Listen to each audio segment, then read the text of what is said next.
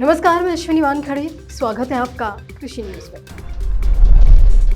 संतरों और कपास के लिए मशहूर महाराष्ट्र के विदर्भ क्षेत्र में पहली बार 25,000 टन चीनी का निर्यात किया गया। केंद्रीय मंत्री नितिन गडकरी ने यह जानकारी दी है। दरअसल नागपुर स्थित ICAR central research centre institute के एक कार्यक्रम में उन्होंने कहा कि विदर्भ ने पहली बार 25,000 टन चीनी का निर्यात किया है।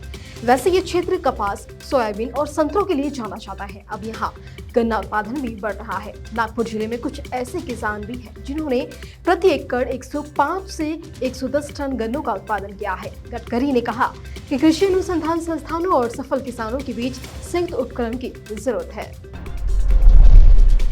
तो वही देश के सर्विस सेक्टर में अस्थायी तौर पर काम करने वाले डिलीवरी बॉय, प्लेटफॉर्म वर्कर्स या ठेके पर काम करने वाले दूसरे सभी कामगारों की स्थिति पर सरकार का ध्यान है। नीति आयोग की तरफ से तैयार रिपोर्ट में सरकार को सुझाव दिया गया कि सभी तरह के गिग वर्कर्स को सामाजिक सुरक्षा जैसे पेड लीव, बीमा होने वाली छुट्टी, बीमा सेवानिवृत्ति के बाद के लाभ जैसी सुविधाएं देने की व्यवस्था की जाए। रिपोर्ट में कहा गया कि अगले 8 से 9 वर्षों में देश में सृजित कुल रोजगार का 4.1% इस तरह के स्थायी कामगारों का ही होगा। कृषि क्षेत्र में छात्रों के मुकाबले छात्राओं का रुझान बढ़ रहा है। पिछले एक दशक में ही बेटियों की संख्या में 2 गुने से अधिक की वृद्धि हुई। कृषि शिक्षण संस्थानों में एडमिशन लेने वाले अभ्यर्थियों के इस नए चलन की जानकारी हाल के वर्षों में मिले ताजे आंकड़ों में हुई है। वैसे इसका अध्ययन अभी चल रहा है कि इस बदलते हुए ट्रेंड के पीछे कारण क्या है। कृषि शिक्षा से जुड़े आला अधिकारियों का कहना है कि कृषि क्षेत्र में होनहार छात्रों की कमी भी चिंता का विषय बन सकती है। तो वहीं कुल्लू की मंडियों में प्लम और नाशपाती के बाद अर्ली वैरायटी का सेब भी पहुंचने लगा है।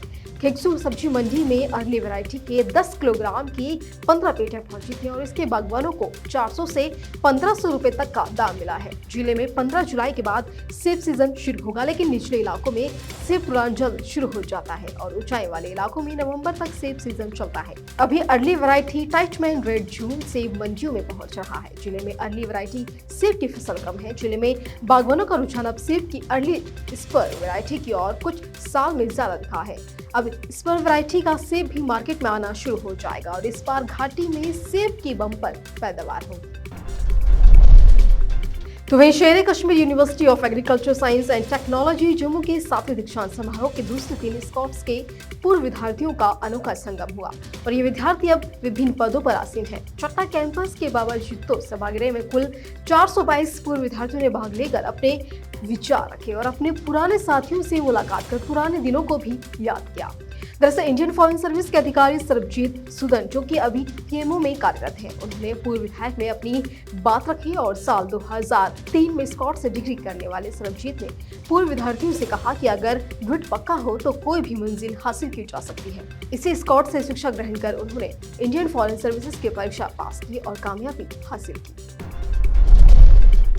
कृषि जागरण आए दिन किसानों के लिए नई नई पहल करता रहता है। उन्हीं में से एक है farmer the journalist, empowerment journalism with the farmers, जिसमें किसानों को सशक्त बनाने के लिए कई तरह की ट्रेनिंग दी जाती है।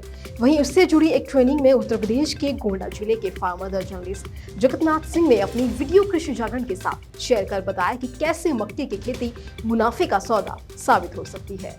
शोभाराम, फार्मर द जर्नलिस्ट कृषि जागरण से आप सभी का स्वागत करते हैं। आज आपको दिखाते हैं मक्के की खेती। भाई साहब, आपका नाम क्या है? जगन्नाथ सिंह। जगन्नाथ सिंह जी के प्लाट पे हैं, मक्के का खेत है। देखिए हर पौधे में 2-2 बाली है। भाई साहब ने बहुत मेहनत किया है, बढ़िया से तैयारी किए हैं। देखिए इसमें 3 बाली है जो है। देखिए इसमें 3 बाली है। एक बाली सुदृढ़ रहेगी, बाकी जो है 2 छोटी छोटी। किसी भी पौधे में देखा जाए बहुत बेहतर है, फसल बहुत अच्छी है।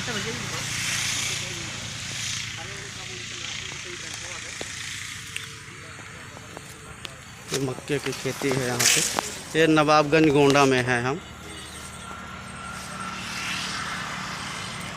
किसी भी पौधे में देखा जाए बहुत बढ़िया बाली लगी हुई, सभी में 2-3 लगे हुए हैं। ये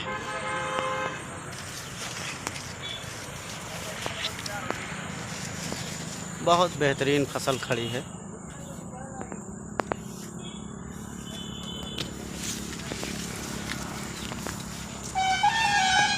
जगन्नाथ सिंह जी का प्लाट है। ये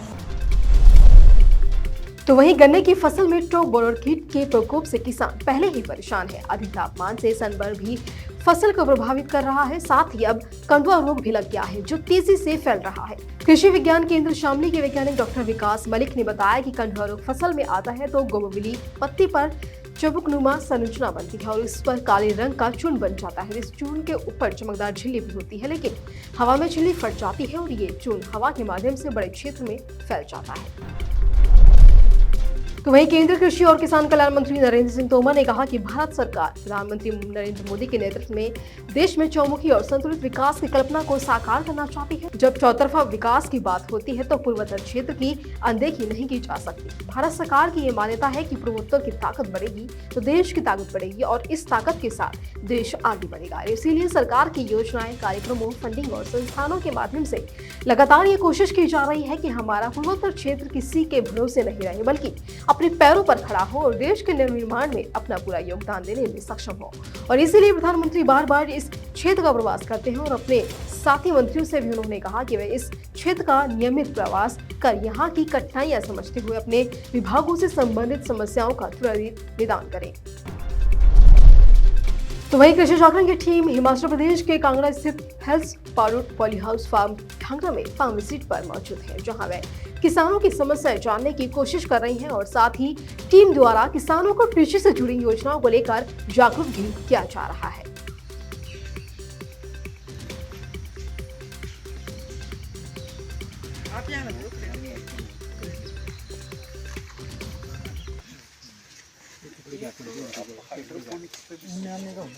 एक बार आप विजिट करो, वहाँ से आपको आइडिया मिल जाएगा। हमारे तो बड़े मगर अगर आप सिंपल बनाएं, जैसे मेरे अंदाजे से जैसे 200 स्क्वायर फीट होता है तो वो 5-1 लाख में सकते हैं। सिंपल हाँ, ट्यूबुलेटिव की वैसे तो आपने देखा होगा एक फार्म है, आप गए वहाँ? अच्छा, मैं भी मतलब ये जा भी पाया हूँ, वैसे इंटच रहता हूँ। तो वो उन्होंने कई क्रॉप्स पे काम किया, इवन हाइड्रोपोनिक्स में स्ट्रॉबेरी को भी ट्राई किया, बड़ी अच्छी क्रॉप आई है। बाकी लेट्यूस है, पार्सले आई। इवन हम लोग सॉइललेस में कैप्सिकम भी ले रहे हैं, सॉइललेस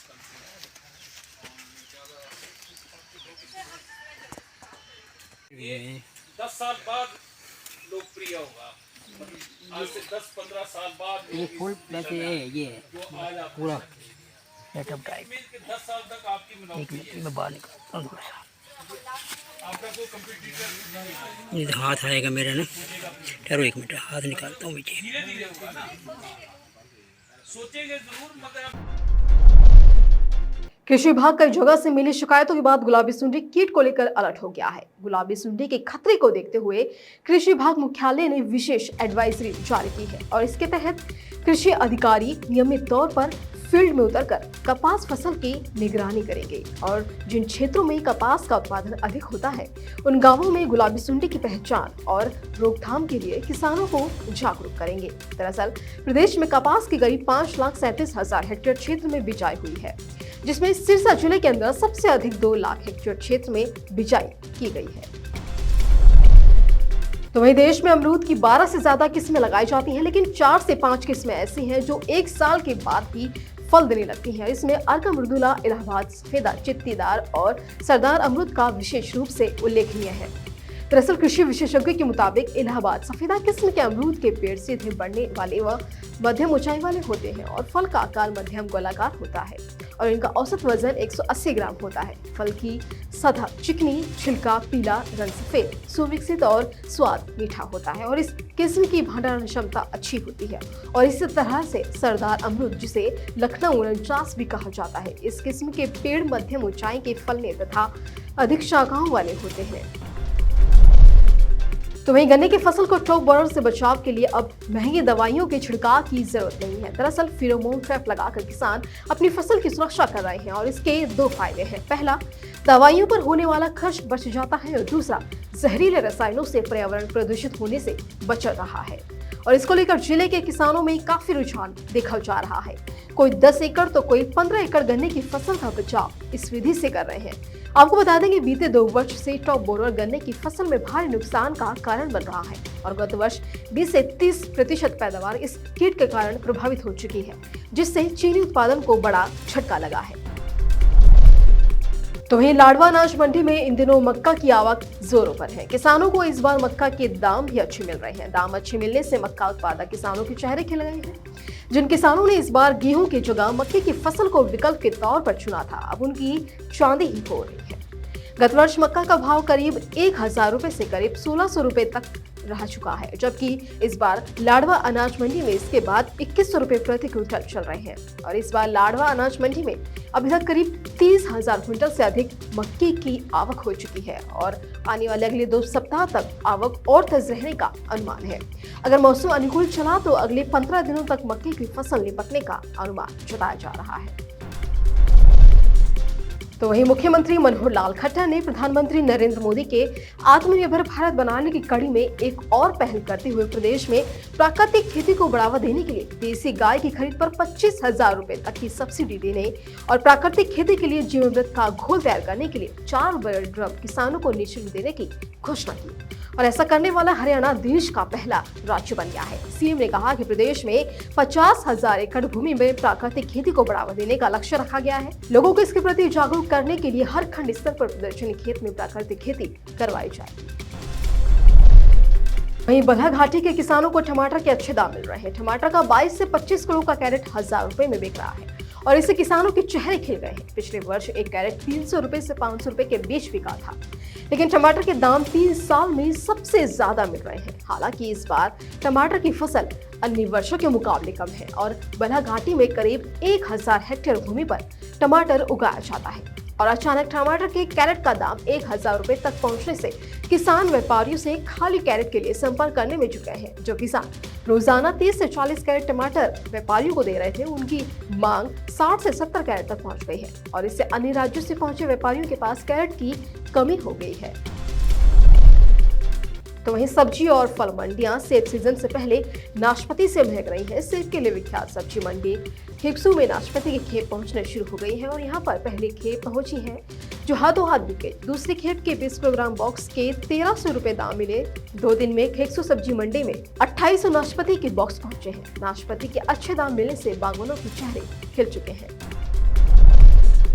तो वहीं हिमाचल प्रदेश में 4 दिनों तक मौसम खराब रहने के आसार है। मौसम विज्ञान केंद्र शिमला के अनुसार प्रदेश में 28 जून से 1 जुलाई तक बारिश और कई भागों में आंधी चलने की संभावना है। 28 जून को कई भागों में बारिश के अलावा आंधी चलने का येलो अलर्ट जारी किया गया है, जबकि 29 और 30 जून को भारी बारिश और आंधी चलने का अलर्ट है। 1 जुलाई को भी बारिश का सिलसिला जारी रहने की संभावनाएं जताई जा रही है। इसी तरह की नई खबरों के लिए जुड़े रहिए कृषि जागरण के साथ। धन्यवाद।